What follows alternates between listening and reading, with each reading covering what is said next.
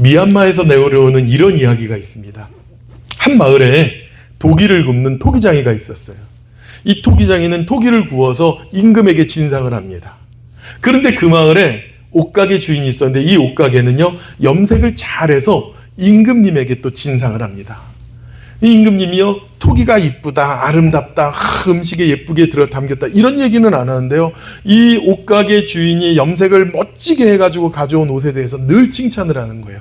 그러니까 이 토기장이가 질투심이 생겼어요. 그래서 어떻게 했을까요?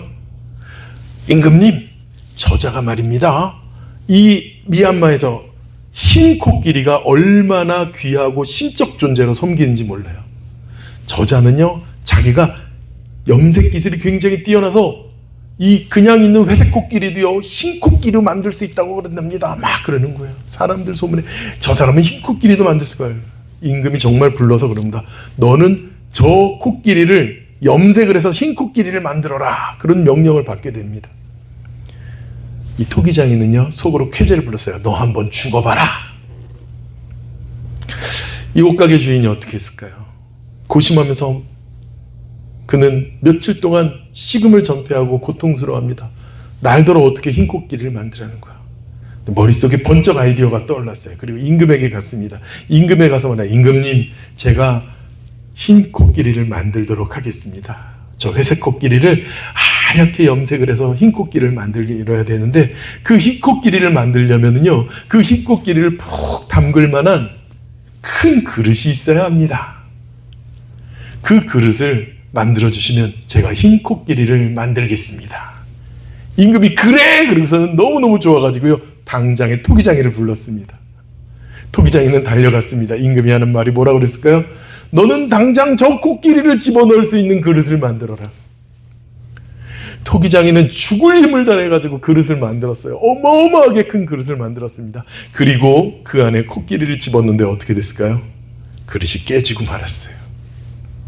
그 임금이 뭐라고 그러겠어요? 야, 염색을 해야 되는데 그릇이 없으면 안 되잖아. 또 만들어. 그 토기장이는 평생 코끼리가 들어갈 그릇을 만들고 깨트리고 하다가 결국은 정신적으로 쇠약해지고 병이 들어서 죽고 말았다고 합니다.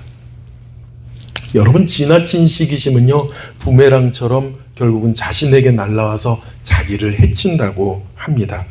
내가 갖지 못한 것을 내가 가지면 사람들은 행복해질 거야 라고 생각을 하지만, 그것을 무엇이라고 합니까? 욕심이라고 하는 거야. 욕심.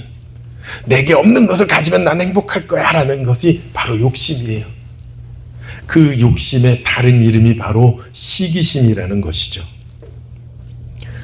여러분, 우리가 작은 열등감이나 그런 욕망은요, 나쁘지 않습니다. 오히려 그 성취를 위한 나에게 동기를 부여해요.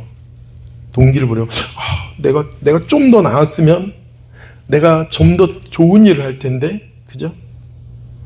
그런데 이 내가 성취를 위해서 갖는 그런 욕망과 그런 거는 조금 다르게요. 이 시기심이라는 거는 우리를 망가뜨리게 합니다. 결국은 나중에 강한 시기심과 질투로 인해서 그 대상뿐만 아니라 나까지 죽음에 이르게 하는 거예요. 오늘 사사 입다의 이야기가 바로 그런 이야기입니다.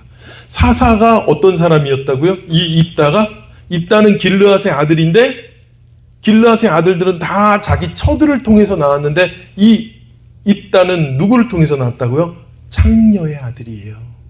기생의 아들이고 창기의 아들이기 때문에 그는 너는 우리 집안 사람도 아니야, 너는 더러워, 너는 우리 가족도 아니야, 그리고 내쫓김을 당했다고 그랬잖아요. 하나님께서 거하라는 이 가나안의 지경에 거하지도 못하고 가나안의 바깥의 이방 지역에 머물면서 그는 비천한 자들, 잡류들과 함께 있으면서, 그러나 하나님은 입다를 하나님께서 쓰실 수 있는, 그리고 이스라엘을 구원하는 귀한 사사로 예비하셨습니다. 하나님께 쓰임받는 사람은 어떤 사람이라고요? 하나님을 향한 믿음으로 살아가는 사람들, 아버지 하나님은 그런 자를 믿음으로 준비하시는 거예요. 지금의 처지가 저 변방으로 쫓겨나인 것 같고, 나의 처지가 다른 형제들과 비교해 보면은 부족하고 연약한 것 같지만, 하나님을 향한 믿음으로 서 있는 입다와 같은 자들을 하나님은 언제든지 쓰실 수 있다고 말씀드렸습니다. 그리고 마침내 그가 전쟁에서 승리하고 길르앗의 우두머리가 됩니다. 사람들은 넌 길르앗 사람도 아니야 라고 내버렸던 자가 오히려 길르앗의 우두머리가 되었어요. 그런데 이게 웬일입니까? 12장에 보니까요, 오늘 기가 막힌 일이 일어납니다. 이스라엘의 장자 노릇을 하는 에브라임 지파가 찾아옵니다. 입다에게. 1절에 에브라임 사람들이 모여 북쪽으로 가서 입다에게 이르되 내가 암몬 자손과 싸우러 강 건너갈 때에 어찌하여 우리를 불러내 우리와 너와 함께 가게 하지 아니하였느냐? 너 왜 싸우러 갈 때 우리 안 불렀어? 그러면서 우리가 반드시 너와 내 집을 불사르리라 라고 얘기합니다. 여러분 기가 막히지 않아요? 에브라임 사람들이 입다에게 너 왜 우리랑 같이 안 갔어? 같이 가서 왜 안 싸웠어?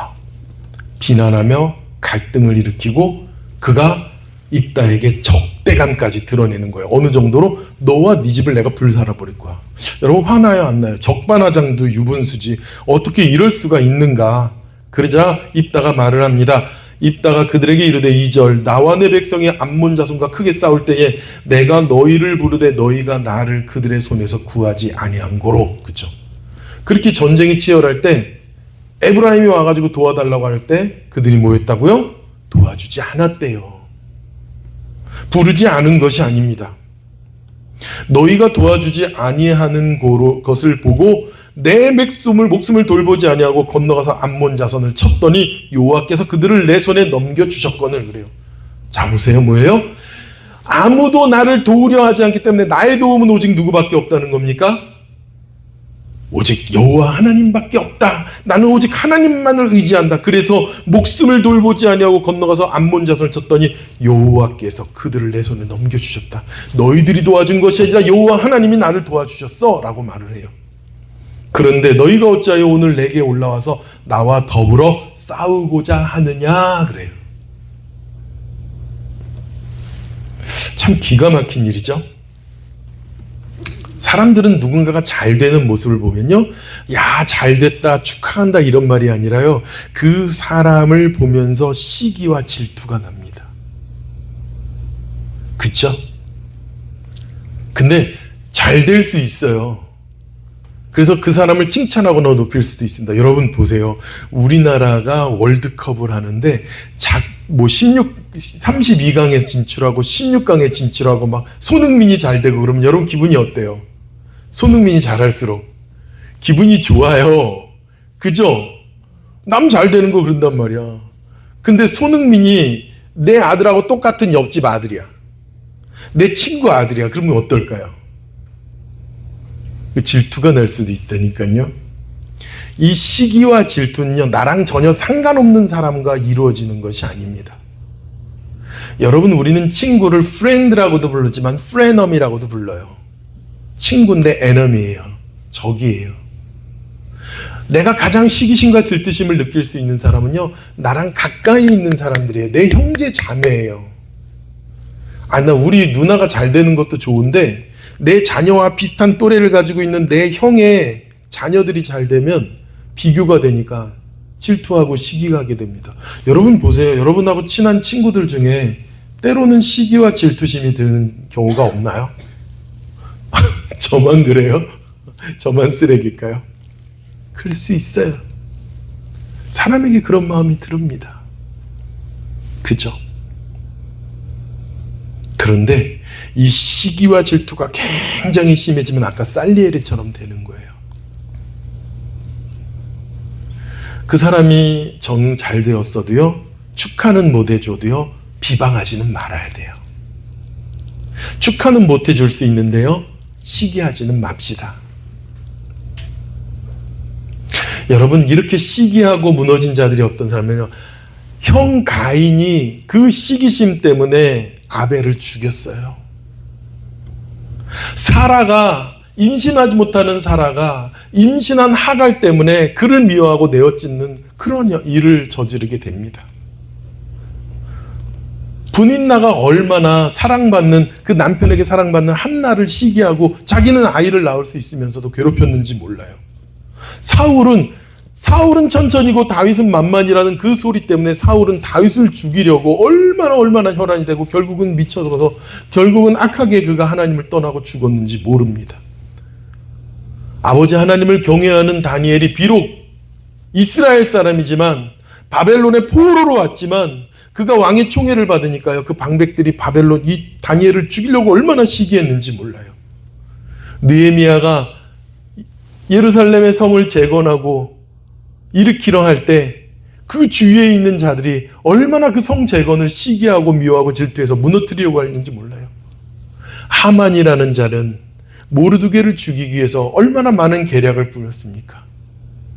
예수님께서 이 땅에 메시아로 오시고 많은 사람들에게 하나님의 뜻을 전하고 증거할 때에 유대의 지도자들은 시기하였고 예수님을 십자가에 못 박혀 죽이기까지 했습니다. 여러분, 이러한 시기심은요, 공동체를 무너뜨립니다. 우리들의 가정을 무너뜨리고요, 인생과 삶을 무너뜨립니다. 여러분, 교회는 어떻습니까? 교회에 열심히로 섬기는 분들이 있으면 더욱더 아버지 하나님과 교회를 위하여 섬기라고 장로의 직분을 주거나 권사의 직분을 주거나 집사의 직분을 주거나 합니다. 그렇게 맡기는 것이 그들에게 이만큼 당신이 올라갔습니다라고 높이는 것이 아니라요, 아버지 하나님을 더욱더 열심히 섬기라고, 교회와 공동체를 더욱더 열심히 섬기라고 주는 직분일 뿐이에요. 그런데 어떤 일을 하니까 나 저 사람이 장로 되면 나 이 교회 안 나올 거야. 저 사람이 권사 되면 나 이 교회 안 나올 거야. 이런 이야기 들어보셨나요? 종종 들어봐요. 나 이번에 장로 안 되면 나 교회 떠날 거야. 마음에 상처가 되고 자존심이 상할 수도 있습니다. 그런데요, 이 일은 아주 작은 것일 뿐이에요. 누군가가 교회 안에서 열심히 일하는 것에 대해서는 앞에서 막 나선다, 나댄다 이런 이야기합니다. 그런가 하면 조용히 그냥 조용한 가운데 섬기거나 조용히 예배만 드리거나 하면요, 아무것도 안 하고 꼼짝도 안 하고 사람들이 전다고 얘기해요. 무엇 때문에 그렇습니까? 시기하고 질투하니까 그런 거 아니에요. 밖에 다른 데 나가서는 그런 일을 겪을 일이 별로 없습니다. 근데 교회라는 공동체 안에 들어와서 자꾸 나와 남을 비교하면서 그 사람이 잘 되는 것이, 그 사람이 칭찬받는 것이, 그 사람이 더욱더 남들에게 주목받는 것에 대해서 시기하고 질투하는 것이 교회 안에서 이루어지고 있을 때가 많습니다. 하나님께 헌금을 많이 드려도 그러더라고요. 돈으로 유세 떤다고 그래요. 주여, 우리 교회가 아니라 저기 다른 교회가, 이제 사랑하는 저희 가족 중에 아프리카의 그 똑같은 모잠비크입니다. 거기에 매형께서 큰 저기를 헌금을 하셨어요. 그랬더니 당연히 목사님이 불러서 권사님 어떻게 이렇게 귀한 결단하셨습니까? 이렇게 하죠. 그리고 기획위원회 회의에서 장로님들 앞에서 그런 이야기 하죠.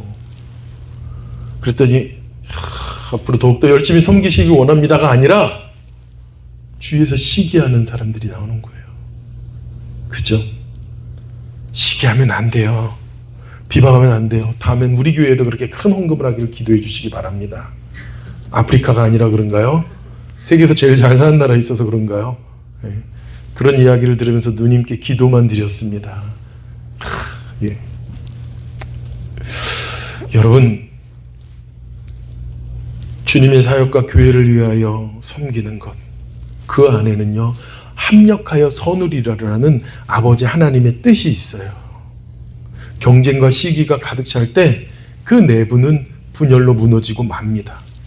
제가요, 목사로서 정말 부끄럽고 얼굴이 화딱거릴 때가 언제냐면요, 여러분, 교회에 다니시지도 않는 분들이요, 달라스 교회의 소식을 너무너무 잘 알고 있어요. 어디 교회에서 이런 일이 있대, 어느 교회에서 이런 일이 있대라고. 물론 작은 교회를 얘기하진 않습니다. 그분들이 작은 교회 알지도 못하고요, 몇천 명씩 다니는 큰 교회들을 주로 이야기합니다. 그렇대 저렇대 하고 교회 욕을 막 하면은요, 근데 그 교회의 욕이 뭐냐면 시기 질투로 싸운대더라, 누구랑 파가 갈렸대더라. 막. 교회를 다니시지 않는 분들이 그런 얘기를 해요. 그럼 제 얼굴이 막 화닥화닥합니다. 막. 정말 창피해서 도망가고 싶습니다. 근데 그 소문을 누가 낼까요? 그런 이야기들을 시기하고 질투하는 신앙인들이, 성도들이 그런 얘기를 해요. 이스라엘을 구한 이스라엘을 구한 사사 입다에 대해서, 그리고 그 길르앗 족속 사람, 길르앗 집안 사람들에 대해서 잘하였다는 칭찬 안 해도 됩니다. 근데 오히려 네가 우리를 부르지 않아 시기하면서 그를 죽이려고 합니다. 불사르겠다고 합니다. 믿음의 공동체는 사람의 시기와 사람의 드러냄으로 이루어지는 것이 아니라 하나님의 뜻에 따라서 합력하여 선을 이루고 겸손한 섬김으로 인해서 이루어지는 것입니다.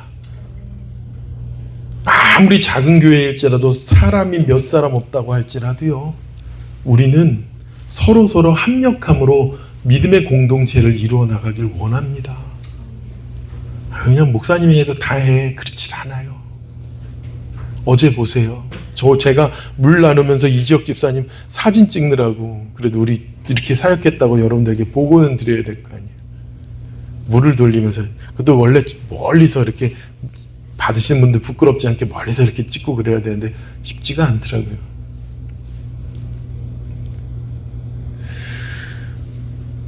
겸손함과 협력이 없는 공동체는요, 아무리 클지라도 무너질 수밖에 없습니다. 여러분, 비방과 시기는 사탄의 주종목이에요.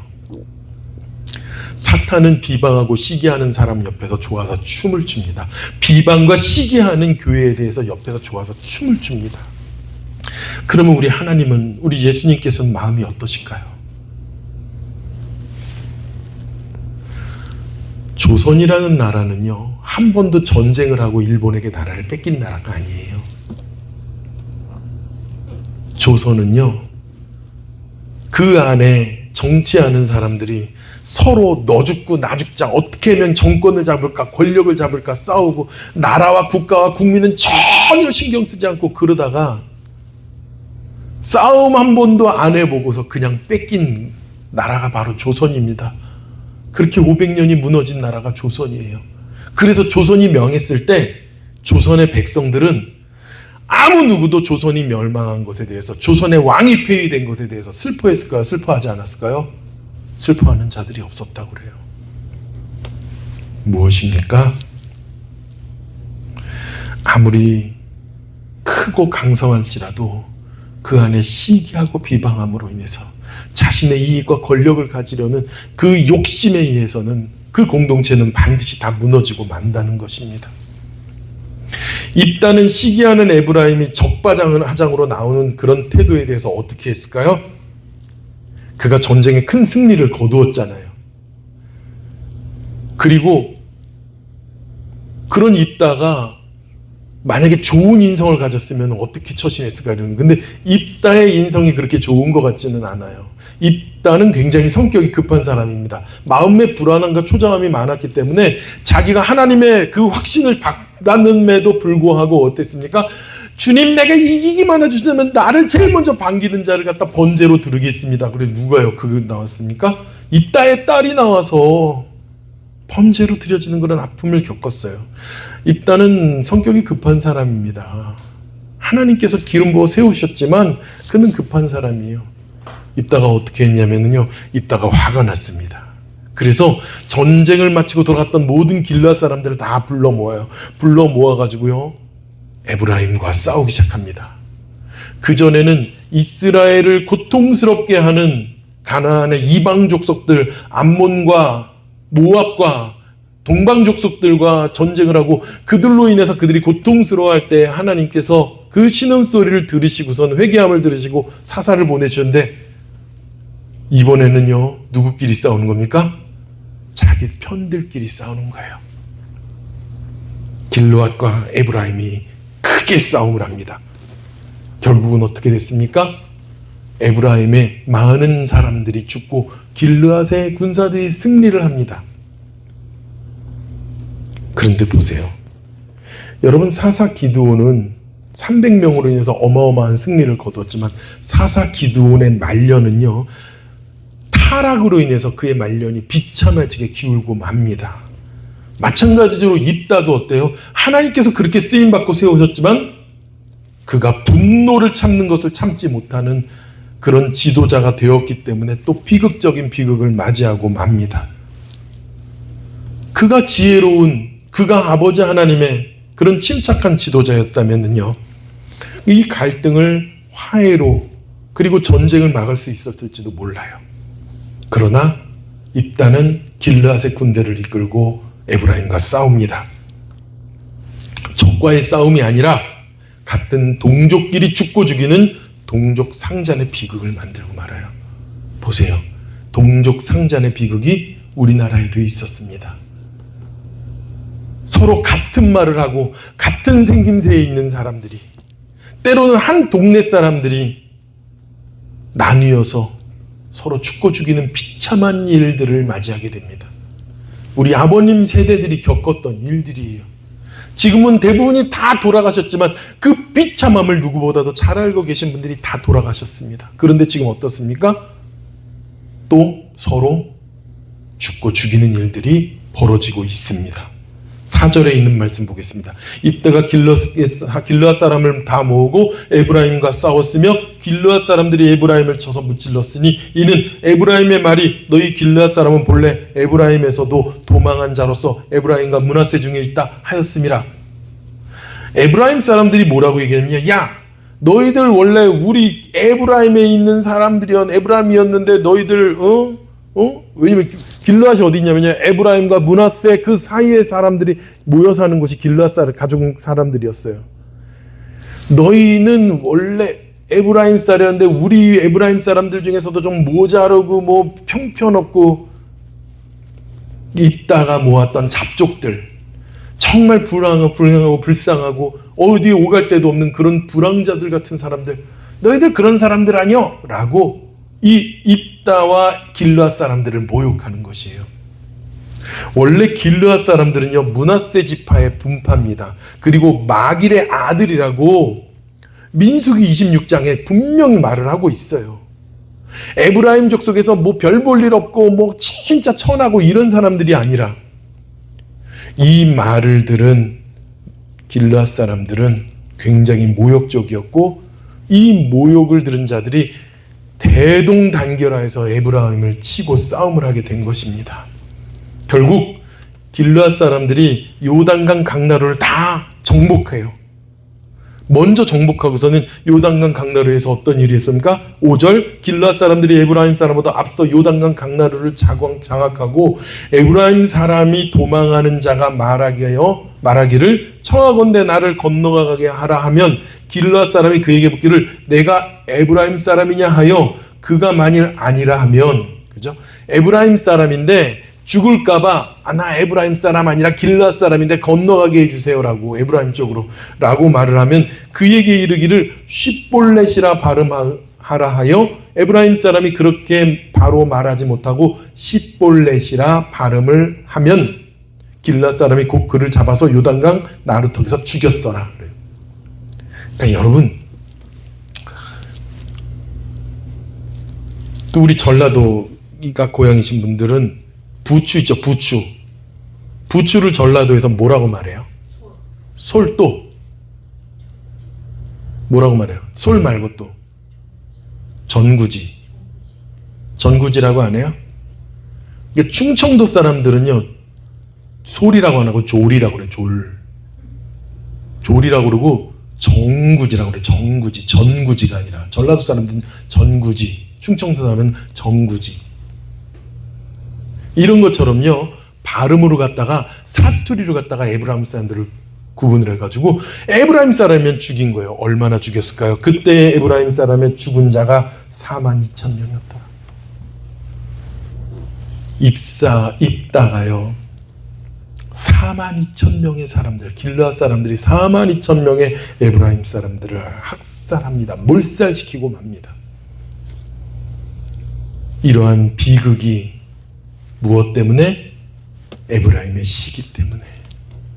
또 이러한 비극이 무엇 때문에? 한 지도자의 지혜롭지 못하고 성급한 성격 때문에 이런 일이 일어나는 것입니다. 단순한 전쟁이 아니라 동족끼리 일어난 산잔의 비극이에요. 하나님의 백성들 사이에서 발생한 내전은 서로 간의 불신과 분열이 얼마나 심각하고 악한 결과를 초래하게 하는지를 보여주고 있습니다. 에브라임 지파는 하나님 앞에서 연합을 이루어야 할 때에 오히려 시기로 인해서 오히려 자기중심적인 태도를 보이므로 해서 엄청난 대가를 치르게 됩니다. 여러분, 개가 어떻게 다녀요? 옆으로 다니죠. 그렇죠? 하루는 정치인들이 바닷가에 놀러 갔다 그럽니다. 바닷가에 가가지고 뭐 맛있는 음식도 먹고 그러면서 바닷가를 거닐고 있는데 개잡이를 하는 사람을 발견했다 그래요. 그 개잡이 하는 사람한테 가서 딱 봤더니요, 개잡이를 하는 사람이 바닷가에서 개를 뻘에서 개를 주워 담고 있는데 개를 잡는 통발이 있잖아요. 그 항아리에 뚜껑을 안 덮고 개를 집어넣더랍니다. 그래서 그 정치인들이 뭐라 했냐면요, 아니 보세요, 개를 잡았으면 뚜껑을 이렇게 바로바로 덮어야지 왜 이렇게 열어놓습니까? 개를 집어넣습니까? 그러니까 그 사람이 뭐라고 하면 이러더는 거예요. 하하, 걱정하지 마십시오. 이 개라는 놈들이 어떻냐면요, 한 놈이 나가려고 막 그러면 뒤에 있는 놈이 그걸 끄집어가지고 못 나가게 내립니다. 그리고 또 그 놈이 나가려면 그 놈이 끄집어내가지고 못 나가는. 절대로 이것들은 뚜껑이 열려있어도 항아리에서 못 벗어납니다. 얘들은 다 오늘 저녁에 맛있는 꽃게탕이 될 겁니다 라고 얘기했다 그래요. 그러면서 그 사람이 뭐라 하냐면, 이 개들이요 마치 정치인들과 같아서 누구 한 놈이 잘하는 꼴을 못 보고 누구 한쪽이 잘 되는 꼴을 못 봅니다.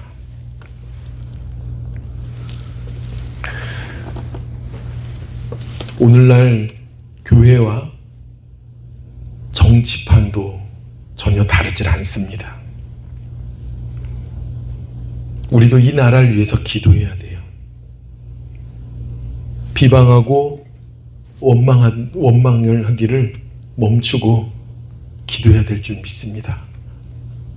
야고보서 3장 14절과 16절에 이런 말씀이 있어요. 너희 속에 독한 시기와 다툼이 있으면 자랑하지 말라. 진리를 거슬려 거짓말하지 말라. 이러한 지혜는 위로부터 내려온 것이 아니요 세상적이요 정욕적이요 마귀적이니 시기와 다툼이 있는 곳에는 요란과 모든 악독한 일이 있음이니라 라고 말해요. 사랑하는 우리 세비스 성도 여러분, 예수님께서 이 땅에 오셔서 그리고 하나님께서 우리에게 주신 두 번째 계명은 서로 사랑하라고 말씀하고 있습니다. 요한복음 13장 35절에 너희가 서로 사랑하면 그럴 때 비로소 너희가 내 제자인 줄 알리라고 말해요. 우리 믿음의 공동체 안에 서로 사랑함으로 예수님의 제자가 되기를 축원합니다.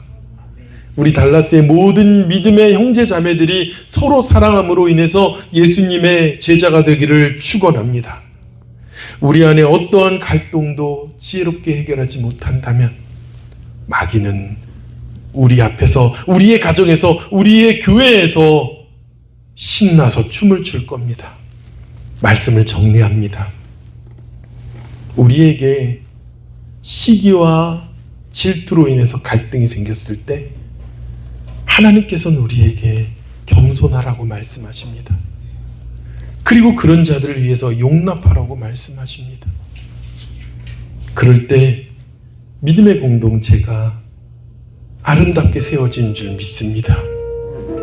믿음의 지도자들도 마찬가지예요. 누군가는 그런 시기와 질투와 갈등의 문제를 부풀려 나가서 공격하기 원한다고 했지만 우리는 오히려 그 갈등을 평화로 이끄는 지혜를 가져야 되고 인내를 갖는 우리가 되기를 원합니다. 하나님의 백성이 서로 다른 이유가 무엇입니까? 존중해야 하기 때문에 그렇습니다. 협력하고 화합 속에서 하나님을 이루는 것이 바로 믿음의 사람들이 이루어나가야 될 줄 믿습니다. 우리 이 시간 기도합시다. 하나님, 내가 누군가를 시기하거나 누군가를 질투하거나 누군가에 대하여 나보다 잘 되는 것이 밉지 않았습니까? 그가 나보다 잘 되고 그가 나보다 앞선다 할지라도 하나님 그를 위해서 기도하는 자가 되게 하여 주세요라고